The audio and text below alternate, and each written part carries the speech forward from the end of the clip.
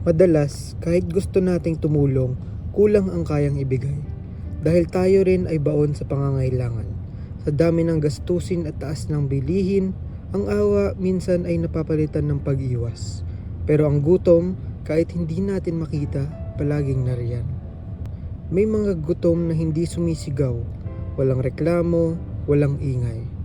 Tahimik silang lumalapit, umaasang may konting awa.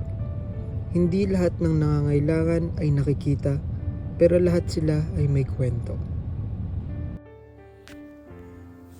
Para sa ilan, ang bawat subo ay pinag-iipunan. Kahit pagod sa trabaho, pipiliin pa ring tustusan ang pamilya kahit sarili magtiis. Sa likod ng ngiti, may gutom na nilalaban araw-araw. Mas pipiliin ko pang gutom kaysa yung anak ko ang mawalan.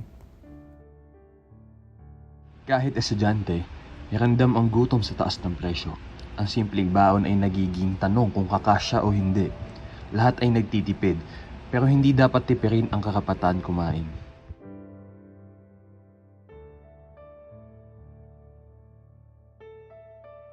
Kahit barya lang, malaking tulong na. Hindi natin alam kung gaano kalaking bagay ang kaunting kabutihan.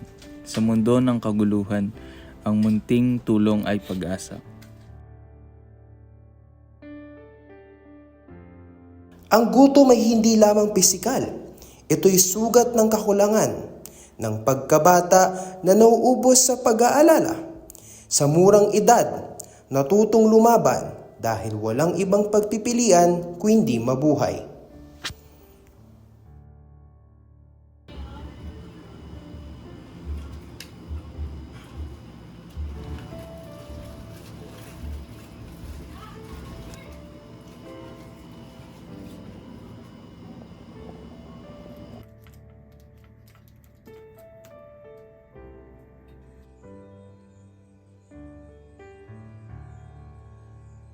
SDG 2, Zero Hunger.